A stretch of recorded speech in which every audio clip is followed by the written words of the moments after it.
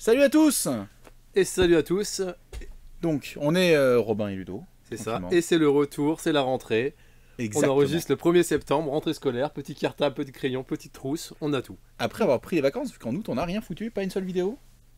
Tu penses tout le monde a dit Ouais. qu'on était des fraudes, c'était fini, c'était la fin de la chaîne. Mais non, par contre c'est la fin de... Guild Ball. Bien sûr, merci Steamforge. Donc un petit lâché, quelle transition de professionnel. Un petit lâché de la part de Steamforge qui nous fait ouais le jeu fait pas d'argent parce qu'on vend mal nos produits, qu'on est des cons. Pardon, j'ai résumé peut-être Parce violemment. que c'est pas un peu trop loin, oui. Et finalement, bon bah bref, il lâche le jeu, mais doit-on le lâcher pour autant nous aussi? Parce que le jeu reste exceptionnel, la saison 4.3 elle est très stable, elle est super cool. Et ce que vous voyez là à l'écran, c'est une game où donc je joue contre Bourrin, donc Gauthier, on est en Bretagne, on est chez Istra et on faisait une semaine d'entraînement pour le WTC. Gauthier qui a d'ailleurs a son maillot du WTC 2018, je crois. Et le WTC qui a drop aussi, justement. Et le WTC qui a drop. Donc en fait, il s'est passé pas mal de choses au niveau Guild Ball. Bon, alors juste peut-être pour présenter le début de la partie, comme ça vous pourrez nous écouter dire des conneries tout en voyant quand même, en comprenant ce qui se passe sur la partie. Donc on a fait pas mal de tests et je me suis mis à jouer Cook pour le LOL. Et puis après, de moins en moins pour le LOL. Enfin, je rigole toujours, mais la blague Mais est... les autres rigolent moins. Les autres rient jaune, quoi. Voilà. En fait, Alors, vous avez vu la naissance de cet amour quand même sur la chaîne, vous voilà. avez vu. Bah Qu'est-ce oui, qui s'est passé contre Tapping Vice. quand il restait juste comme ça, Ratchet qui était seul en mode vous êtes tous les mecs, qu'est-ce qui se passe? Ils sont où les ingés? Mais on n'est pas censé être un peu plus tanky que les autres factions? Non, c'est pareil. Et donc, qu'est-ce qui se passe? Donc, j'ai joué contre le Corsair de Gauthier, et ça a été un petit peu sans appel. Les dégâts ont réussi à éclater la brique.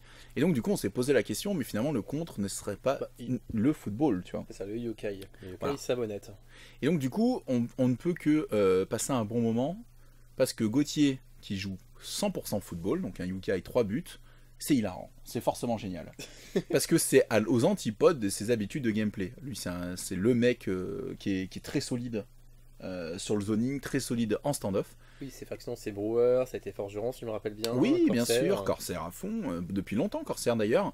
Donc il est plus dans ces valeurs-là. Une scalpel, rappelons-le, il a une très bonne scalpel, mais pareil, de zoning, une scalpel de distance, et puis elle te fonce dans le tas, et puis elle se recasse derrière et tout ça. Et là, tout d'un coup, il faut jouer le football. Donc découverte du ballon. Voilà, découverte du ballon, donc forcément, ça va être super intéressant, ça va être rigolo. Donc voilà, ça c'est pour ce qui se passe à l'écran. Maintenant, qu'est-ce qui s'est passé un petit peu à l'international? C'est que donc Steamforge se sépare de Guild Ball, et la communauté s'est retrouvée un petit peu en mode what the fuck, quoi. Parce qu'il y a eu la Gen Con, et il avait été dit ouais, lol, on va faire une annonce, tu vois. Et une semaine après, l'annonce, c'est bon, bah finalement, on lâche le jeu. Une grosse annonce. C'est une annonce. C'en est une. C'est une, mais après, C'en est une. voilà. Mais c'est un peu une tarte dans la gueule. Ah oui, tiens, c'est vrai. Et donc, du coup, il s'est créé un comité où il y a plusieurs personnalités du milieu de Guild Ball, de bons joueurs, de gens qui ont créé pas mal d'événements, qui ont fait des choses. Il y a le créateur de Longshank notamment dedans, d'un peu tous les pays. Et le but, ça serait parce que je suis dedans. Et le but, ça serait qu'on réussisse à faire vivre Guild Ball. Ils ont viré pas mal de game développeurs au fur et à mesure des derniers mois chez Steamforge, et notamment Bryce à qui on doit la majeure partie de cette saison 4. Donc du coup, même s'ils n'avaient pas lâché le jeu, je ne sais pas s'ils avaient encore le personnel pour pouvoir supporter le jeu correctement. Ouais.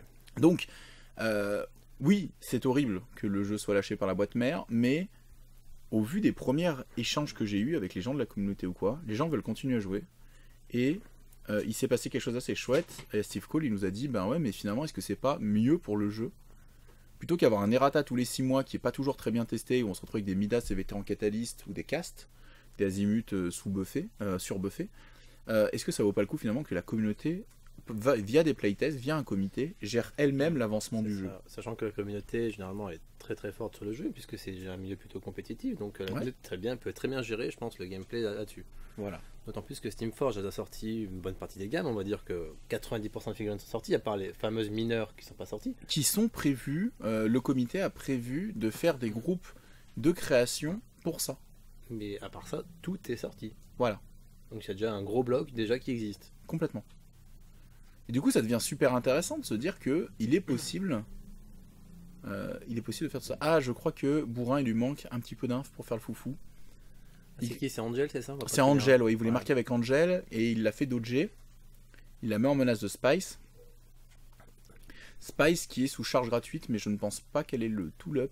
En bas c'est Salt, tout en haut c'est quoi? C'est Fathom je pense, elle a traîné quelque part non? Oui, Fathom est là-bas, je crois qu'elle a le crochet cassé, donc c'est pour ça qu'on la reconnaît un petit peu mal, mais c'est Fathom qui est tout au nord. Je crois que Yuka, il y a 6, on a l'habitude du Corsair, on met 6 sur le cap, tu sais. Et donc voilà. Et donc le bon Gauthier, je crois qu'il s'est planté sur ses menaces de football parce qu'il pensait que c'était un héroïque, le Super Shot. Un peu comme une Friday, tu vois, il est dans la logique Friday, très Brewers. Voilà. Et d'ailleurs, il veut marquer avec un perso très défensif comme elle. Ce qui n'est pas un mauvais choix en soi. Bref, ça c'était pour la game. Mais donc pour avancer un petit peu sur le comité, on a fait déjà 2 réunions, on va sur la 3e dès ce soir, là on est mardi, donc premier, hein, comme on disait. Et ce qui va se passer, c'est de prévoir un petit peu le futur, de prévoir un petit peu comment on va pouvoir gérer tout ça, quoi. Comment on va pouvoir proposer à la communauté du jeu et de la qualité. Moi, j'ai trouvé un truc extrêmement intéressant par rapport sur la com du Longshank, c'est qu'il y a eu un graphique avec un tableau qui expliquait les différents axes de développement de Guild Ball, avec des objectifs pour chacun des axes. Ça c'était le compte rendu de la première réunion, tout à fait, ouais.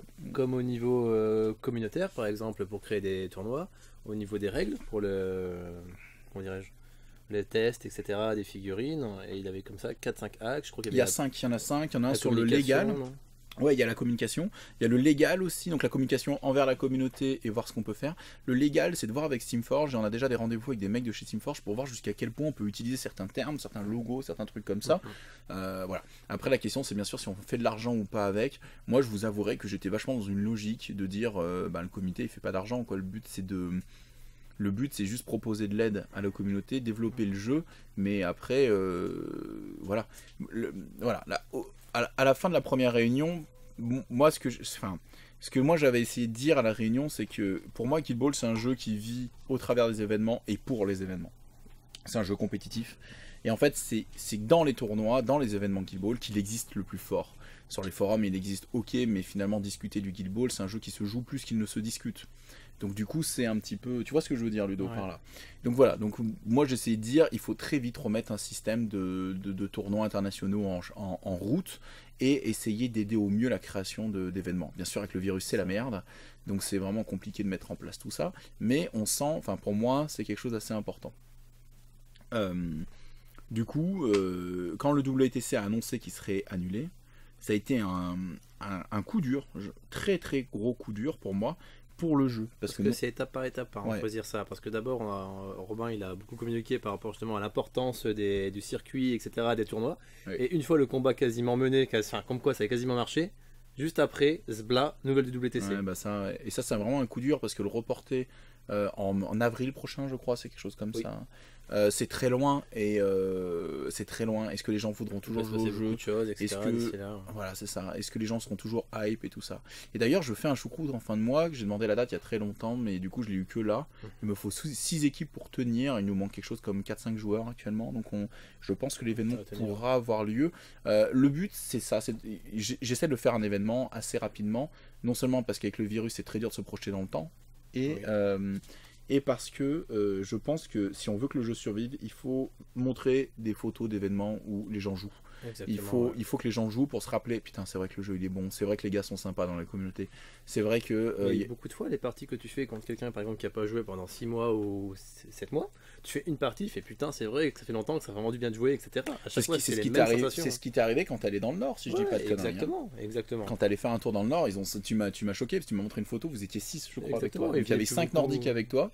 Et j'étais en mode putain, mais les mecs jouent en fait. Les mecs, dans leur quotidien, ils jouent pas trop, mais sur de l'événementiel comme ça, toi tu débarques, tu dis voilà, j'aimerais faire une journée Guild Ball, les mecs se manifestent, ça joue, et comme tu m'as dit, les mecs ils étaient en mode c'est trop bien. Et d'ailleurs, petit bisou à Stéphane et Mika qui veulent venir pour le choucroute là. Et je sais pas s'ils ont trouvé un 3e déjà, au pire on a des mercenaires et tout. Mais l'idée c'est ça, c'est que les gens ils ont l'envie, tu vois. Et enfin bref, moi Guild Ball, je le disais un peu la dernière fois, c'est le jeu de figurines où j'ai eu le plus de sensations fortes en jouant, parce qu'il y a plein de retournements de situation, il y a plein de choses assez extraordinaires sur la table, ça récompense vraiment ton savoir-faire au-delà de la force des figurines ou quoi, comparé à pas mal de jeux, c'est très différent du coup, et t'as beaucoup plus, je sais pas comment le dire, mais du coup j'ai jamais ressenti toutes ces choses-là dans d'autres jeux de figurines, pourtant j'en ai joué à pas mal, tu vois, mais... Ce que je trouve qui est assez impressionnant, c'est que c'est un jeu qui est simple mais pas simpliste. C'est-à-dire que les actions vont être simples, parce que tout est écrit par des playbooks qui sont très simples, oui. Mais les possibilités vont être énormes. Oui, bien sûr. Ouais. Tu vois ce que je veux dire? Oui, bien sûr. Et c'est des discussions qu'on a aussi parfois dans les jeux de plateau, comme quoi un bon jeu de plateau c'est ça, c'est un jeu que tu vas comprendre simplement, mais que derrière qui aurait énormément de possibilités au niveau des déclinaisons, des combos, etc. Et Guild Ball c'est ça. Oui, tout à fait. D'ailleurs, je te coupe juste un instant. Ouais. Le Chili de Sandy. Oui, le fameux Chili. Le fameux Chili, vous entendrez parler de ce Chili toute votre vie. Le Chili qui vient tuer Angel et donc du coup mettre fin à la menace parce que Spice était allé l'assaisonner un petit peu et du coup le Chili a eu raison de sa digestion. Et voilà. Et donc, du coup, ça fait tomber aussi le résilience. Non, parce que ça target pas. Ça, c'est toujours l'ultime dilemme. Les gens ne le savent pas trop, mais en fait, pour faire tomber un résilience, il faut quelque chose qui target, une attaque, un sort, peu importe. Et un dégât de zone, une AOE, c'est neutre. Ça ne target pas, ça toucherait les alliés comme les ennemis d'ailleurs, celle-là. Et donc, du coup, en fait, il prend le Chili, mais il reste résilient. C'est ses concepts. Mais c'est comme ça, c'est un petite pépite des règles qu'il faut apprendre à bien gérer. Voilà. Donc oui, tu disais donc effectivement la différence entre simple et simpliste, entre easy to play, hard to master. On revient un peu sur ces valeurs-là. Donc easy to play, c'est-à-dire facile à jouer, hard to master, dur à maîtriser. Et en général, les bons jeux vidéo, les bons jeux de plateau, les bons jeux de figurines suivent un petit peu ces règles-là. C'est vrai aussi en sport, hein, voilà. Et voilà, au ping-pong, renvoyer la balle, c'est relativement ok, mais après réussir à bien gérer les effets, bien, voilà, être présent sur la table et tout, c'est quand même assez technique, pas forcément ultra physique, mais assez technique. Et donc c'est intéressant. Voilà. Bref, donc tout ça pour dire quoi que déjà Bourrin, il est dans la merde. Donc il essaye de prendre le contrôle de la table. Il prend un contrôle de table, c'est ce qu'il faut faire, c'est habile. Mon capitaine va exister sur la table, il va se placer. Mais peut-être pas trop près d'un capitaine avec 2 couteaux. Hop, la marmotte, elle fonce sur son capitaine. Elle va faire une petite attaque. Ah, la marmotte. La marmotte, quel personnage, c'est du 4+, on se fait plaisir. La marmotte la plus relou du jeu. Boum, on fait des dégâts. Elle avait tout up la marmotte, donc elle a arraché la tronche. La marmotte avec tout up, c'est toujours rigolo. 3 dégâts en 2. Les gens sont toujours en mode fait chier, quoi. Mais et ça donne une attaque gratuite.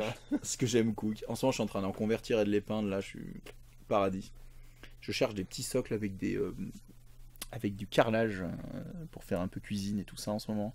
J'en ai trouvé sur Wayland, mais j'ai pas envie d'attendre 25 jours. Je vais voir si j'en trouve pas ailleurs. Toi, t'as des bonnes adresses de socles, donc tu montreras. Ouais, tu montreras. D'ailleurs, si vous avez des adresses. Ludo, les bons plans socles. C'est quoi ton meilleur plan socle? Et bref. Voilà, donc pour revenir un peu sur l'actualité Guild Ball, en ce moment, le comité se bouge pas mal, les gens sont très motivés pour jouer, très motivés pour être créateurs aussi, il y a plein de gens qui ont déjà posté qu'est-ce que ça serait leur guilde des bankers, quelle serait la guilde mineur des alchis, là, les allumeurs je sais plus, de lampadaires, là.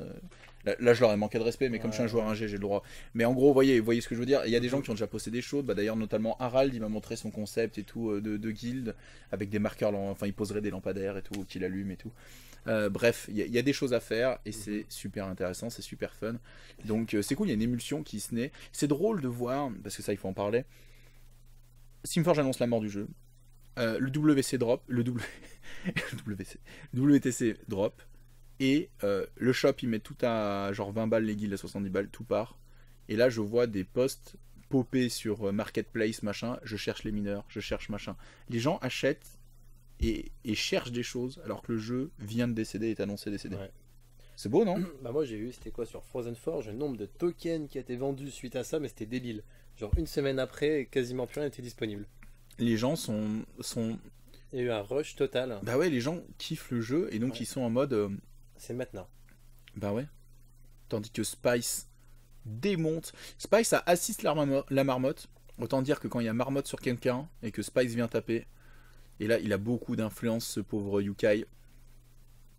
Et il a beaucoup d'influence. Et donc ça va faire terriblement mal. Il va sortir avec ses 5 infs. Le tour est compliqué. 4-0. 4-0, mais Spice est tombé. C'est la moitié du tour qui part en vrai. Ouais, pour 2 chez moi. Et là, c'est atroce parce que s'il joue pas Fatum, le capitaine il l'embarque. Hein.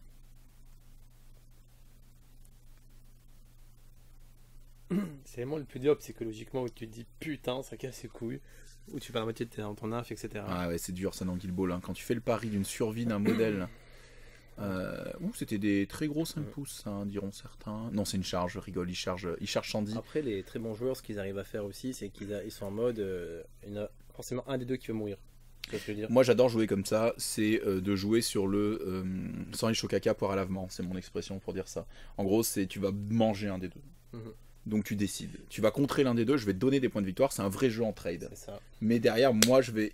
Et par contre, si tu te plantes sur là t'es foutu, la partie elle est vraiment mal barrée. Mais par contre, si t'as fait bien le truc, c'est. Oh, il rate la passe, quelle horreur. Donc la balle roule, compliqué, il n'y a pas de dodge de 4, la balle, elle est pas sur le chemin. Bon, après, il y a la marmotte des Fischer pour aller la chercher. Un gros jeu à marmotte en ce moment, Guild Ball. On voit beaucoup de match-up à marmotte. Et bon, ben voilà, hein, je te fonce sur la tronche. GG quoi. Ça fait penser à une game justement qu'on avait fait avec les coups contre les ingés, je sais plus. Où c'était en mode ouais, tu peux forcément tuer un des deux, puis moi j'étais en mode ok, l'autre qui va rester, mettre un but. Voilà, ouais, c'est ça. Mais je me souviens plus, il y avait une fois comme ça où ça avait pas trop marché, et du coup c'était l'horreur pour toi parce que tu avais mis beaucoup d'argent sur la table pour pas récupérer. Donc là j'ai single out sur la première attaque, le combo de Wellington c'est ça. En fait Wellington c'est la fusion entre vétéran bord et Ox. Je m'explique, il a des sorts d'aura qui sont très forts. Il permet avec Légendaire de gagner des sorts de l'argent sur les côtés, enfin des ressources, un peu comme Vétéran Bord, un peu comme Ox. Et derrière, au corps à corps, c'est une sorte de mélange des deux, c'est-à-dire qu'il a un combo à la Vétéran Bord qui pose des single out et des stagger, mais il n'a pas de berserk ou quoi, après il tape en pur. Mais voilà. Et la grosse force aussi, je trouve, c'est de pouvoir faire dodger un allié. Alors ça, c'est un de ses meilleurs. Reformer, etc. C'est ce qui manque un peu à Boucher en vrai. Hein. En vrai, oui, complètement. Mais en fait, tu payes des persos pour ça dans Boucher. Alors que là, le capitaine, il choisit un allié, il le fait dodger de 2, il enlève toutes les conditions qui sont sur lui. C'est une des meilleures capas du jeu. C'est une des meilleures capas du jeu. Surtout dans une faction où ton but du jeu, c'est vraiment d'engager l'adversaire. Donc du coup, c'est vraiment dedans. Ah bah complètement, ouais. Tu vois, ça voudrait pas dire la même chose, je pense, en forgeron. Oui. Ça serait pas la même saveur. Peut-être, mais c'est sûr qu'en Cook, c'est extraordinaire. Parce que le jeu Cook est très linéaire. Tu vois, là, je mets un token et je regarde si je peux y aller ou pas. C'est ça le jeu Cook. Donc du coup, en fait, à un moment donné, tu peux les avoir par zoning, tu peux les forcer à se séparer pour que leurs auras soient moins fortes. Paf, marmotte. Féral, boum, 2 dégâts. Et puis du coup, si marmotte sur figurine, vous comprenez bien qu'il va falloir réfléchir vite par rapport à Spice pour le prochain tour. Oui. Quand les deux sont liés comme ça, qu'ils font un kill pour 2 nymphes, et que tu peux jouer 11 nymphes sur la table pour faire le reste du tour, c'est extrêmement fort. Est-ce que Gauthier va enfin marquer ? Peut-il le faire ? Oh putain, ton influence. Enfin, mon momentum, ah ouais, non, mais ça c'est Cook. Hein. Et je sais pas si vous l'avez vu, mais j'ai beaucoup boosté pour tuer notamment Fathom. Moi, en fait, je suis très dépensier en Cook parce que tu sais, surtout contre une faction full foot, tu sais que tu vas avoir beaucoup d'avantages. Il me charge, il vient sur. En fait, j'ai mis Cinnamon en chemin pour que s'il passe comme un fou, moi je peux lui prendre la balle sur la partie blue, en fait, avec la MZ2. Donc parce que j'ai vu que Bourrin il s'est mis un peu à la limite de sa tentative de but, quoi. Et donc il peut pas marquer. À cause de ça, il pourra pas marquer, il va me la pousser, il se rapproche des cages, mais il y est toujours pas. Bon bah moi je peux charger, faire tomber résilience, en gros, hein, c'est un peu mon délire. Je me dis, c'est quoi, je charge, je fais tomber résilience, c'est déjà ça. C'est une charge gratuite, il me semble. Hein. Non, non, pas du tout. Ouais, il se donne l'aura, puis il charge, comme ça Sandy l'a potentiellement, mais s'il a résilience, voilà, c'est tout, c'est juste pour faire sauter résilience, et ensuite Sandy, ben, elle vient, elle tape, hein. Elle a un dé en plus, puis c'est parti. Chili. Boum. 5 dégâts. Il avait déjà pris un Chili au tour 1, donc là il doit déjà être un petit peu bas, notre ami. Contre-attaque à 5 dés, j'ai 2 d'armure. J'ai peur du push de 2 qui est en 4. Il ne le fera pas. De toute façon, même si elle push de 2, tu peux pas au Chili parce que c'est Unsparturn. Ouais, je peux pas au Chili. Et puis surtout, j'ai MZ1, donc c'est aussi pour ça que Rost est bien, parce qu'il lui enlève un dé par rapport à la contre-attaque. Parce que c'est un risque, voilà. Après, avec le Sturdy, j'aurais pu juste courir et aller peut-être me poser sur Vétéran Micheline. Mais là, donc du coup, il est très très bas. Et en fait, j'ai 2 options de kill assez faciles. Et je suis déjà à 4 points, donc on comprend bien que ça peut aller très très vite. Je suis à 6 points, Angel est déjà mort une fois. Je suis déjà à 6 points. Ça va très vite, Cook. Hein. Moi, j'aime beaucoup parce que ça correspond vraiment à mon esprit très rentre-dedans, très rush, très fais tes choix, mais fais-les vite. Oui, bien sûr, mais ça, c'est ton Cook en mode kick. Ouais. Parce que ton hook en mode réception, c'est pas du tout le même. Non, et je le trouve beaucoup plus fort. Et d'ailleurs, avec Gauthier, on a fait ce match-up beaucoup de fois. Là, c'est la première fois qu'on le fait. Donc, Gauthier découvre le football. Il doit gérer Cook qui est hyper agressif et qui punit absolument tout tant que tu es sur la table. Donc, c'est vraiment un apprentissage en dur. Par contre, plus on va faire de parties, plus il se défendra. Et il gagnera quelques matchs d'ailleurs. Et donc du coup, ce qui est super intéressant, c'est de voir que c'est pas idiot, tu vois. C'est pas genre ouais j'ai gagné. Non, en fait, il y a un vrai duel entre les deux. Et j'ai fait de beaux duels d'ailleurs aussi en Cook contre Navi, contre Istra ou contre un G, je sais plus, il m'en avait sorti. Mais ce qui était marrant, c'est que pendant ce week-end, cette semaine d'entraînement, on a tous les deux fait ouais non mais Miner c'est mort, les nerfs c'est mort, c'est de la merde, ils nous ont tué notre shaft, blablabla. Et puis à un moment donné, tout le monde fait chier Istra pour ah mais Istra t'es fort en miner, je joue tes miners, rien, ça me gave. Et je fais ouais je te joue les unions. Et puis là il me bat, tu vois. Et là il me regarde, il fait ah non c'est quand même faible, j'ai eu un peu de chance, t'as fait des erreurs. Je fais ouais j'ai fait des erreurs, mais bon t'as bien joué. Voilà. Et je fais vas-y, moi je les joue contre tes unions. Puis je le bats, puis on est là. Ouais mais non, mais c'est faible. Ça gagne, mais c'est faible. Et puis du coup, en rentrant de tout ça, on les a mis sur la table tous les deux, un peu. On a essayé du coup que ce miner. Et en fait... c'était super serré. Et ouais. Et en fait, le Cook... En fait, le secret du miner actuellement, c'est que il faut sortir... Enfin, je dis il faut, mais c'est notre avis à nous, attention. Mais en gros, Mule va sortir de la table. Et celui qui va y rentrer, c'est Colossus. Ouais. Colossus, avec son single out, il va aider à faire des kills. Et en fait, le miner actuel, il s'oriente plus vers le 2-2 que le 3-0. Oui. Vu que Salvo n'est plus une option viable, on va jouer avec les deux miners pour marquer, le capitaine, et puis après Colossus va aider à setup pour des kills ou pour faire des courses au momentum démentes. Parce que le capitaine, s'il vient taper quelqu'un KO qui a single out et qui est engagé au moins par Colossus, voire par plus, il va taper à 9D et il a des chances de wrap, il a des chances de faire beaucoup de momentum. Il fera pas des dégâts extrêmes parce qu'il fait 3 dégâts en 9 net hit, ce qui est impossible. Enfin, quand vous le faites, c'est genre extraordinaire. Mais il va pouvoir faire beaucoup de momentum, gagner l'initiative et faire des choses. Que généralement aussi, Colo va mettre les premiers dégâts. C'est-à-dire que normalement c'est single out, KD push de 1. Et puis un 3 ou 4 dégâts. 3 ou 4 dégâts.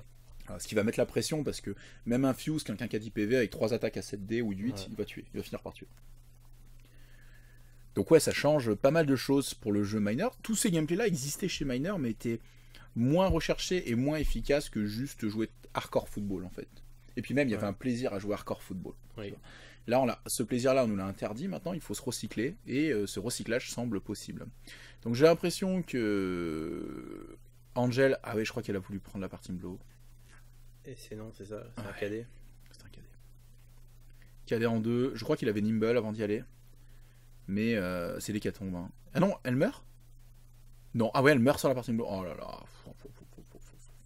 Ou je la tue. Non, t'as qu'il n'y avait pas de partie blow, c'était le tour de roast. Putain, je dis des conneries.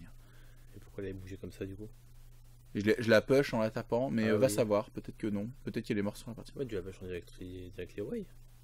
Non, Rost a des dégâts de plus push sur tout son oui, c'est vrai, oui. C'est super kiffant à jouer d'ailleurs. C'est un semi-setupper s'il y a besoin de setup chez nous, quoi. Mais... oui, il y a beaucoup de gens. Voilà, on n'en a jamais assez. Et donc, du coup, je fais ce que je disais tout à l'heure, c'est-à-dire qu'on va sur la belle. Parce qu'on a la marmotte en assist. Oh là là, ça frappe de 1. Dodge 1, on perd l'assist, elle prend le cover, mais elle a un seul PV, on boost, il nous faut un seul 4+, vu que défense 5 descendu à 4, ils y sont. C'est la mort, c'est le GG. C'est le 12-0. Voilà, on y est. Regardez, Bourrin se marre, parce que c'est une raclée sèche. C'était drôle, parce que Bourrin, il jouait quelque chose qui était aux antipodes de son style, tu vois. Oui. Je veux dire, Yukai était dans son pairing en homme de paille total. Et toi, t'es en mode, ouais, c'est comme d'hab. Moi, je suis là pour nettoyer la table. C'est une pom-pom girl, Yukai, dans le roster de Gauthier, d'accord? Et l'histoire est belle, parce que son Yukai, il va progresser de ouf, parce que tout le week-end, il va énormément le jouer, à un point qu'il commence à réfléchir à jouer Yukai dans des match-ups où il jouait Corsair, à l'époque. Parce qu'il commence à prendre goût au football, déjà, il y fait des belles parties, et puis plus tu les joues, puis tu sais, nous on connaît tous les deux, on a une passion pour le foot. Et donc du coup, à un moment donné, il commence à vraiment kiffer le jeu. Mais ce qui est énorme, c'est qu'il commence à penser en contrôle de table, il commence à penser très très différemment. Ouais. Et je pense que ça lui a apporté beaucoup de choses.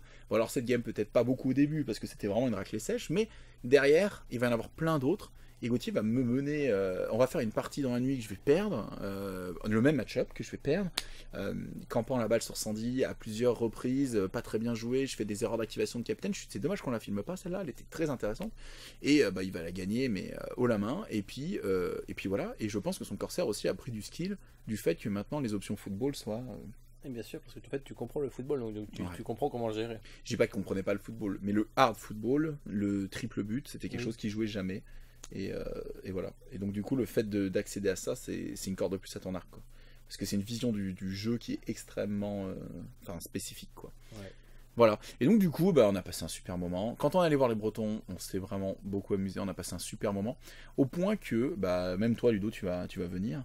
Mais le WTC étant annulé, tout le monde a posé ses congés. On va retourner à Vannes. C'est ça. On va retourner les voir et on jouera à pas mal de jeux parce qu'il y aura pas mal de jeux qui seront intéressants à jouer. Guild Ball, Malifaux. Malifaux, on s'est mis à Malifaux, on en parlera parce qu'on va faire un rapport de bataille Malifaux sous peu. Et puis Game of Thrones parce qu'il y a le Master of Esteros qui est 2 semaines plus tard ou 1 semaine plus tard, un truc comme ça. S'il est maintenu ou quoi, peut-être y aller, on va voir, on va y réfléchir, c'est pas encore 100% sûr. En tout cas, pourquoi pas, ça peut être une belle expérience, un tournoi de grosse ampleur comme ça, autour de Game of Thrones. Voilà, donc on a discuté un peu Guild Ball, un joli petit rapport de bataille assez rapide, hein, et ce qui sera suivi par d'autres, parce que j'en ai plein en rab et tout. N'hésitez pas à commenter, voir... J'aimerais bien avoir vos échos à vous, communauté française. Dans quel état d'esprit vous êtes par rapport à Guild Ball? Est-ce que pour vous c'est mort? Vous êtes déjà parti à autre chose? Est-ce que vous attendez des événements pour les remettre sur la table? Est-ce que... est-ce que vous avez toujours envie de jouer? Qu'est-ce qui se passe? Un petit peu. Petit sondage par rapport à ça, parce que il y en a certains, je sais déjà, j'en ai déjà parlé avec eux, mais il y a pas mal de gens, je sais pas du tout dans quel état d'esprit ils sont. Et c'est vrai que c'est assez intéressant pour la suite. Voilà, on s'arrête là pour la première. Ouais, on s'arrête là pour la première. C'était une première game de football. On commence tranquillement la rentrée. Et très bien. Allez, à bientôt. Ciao.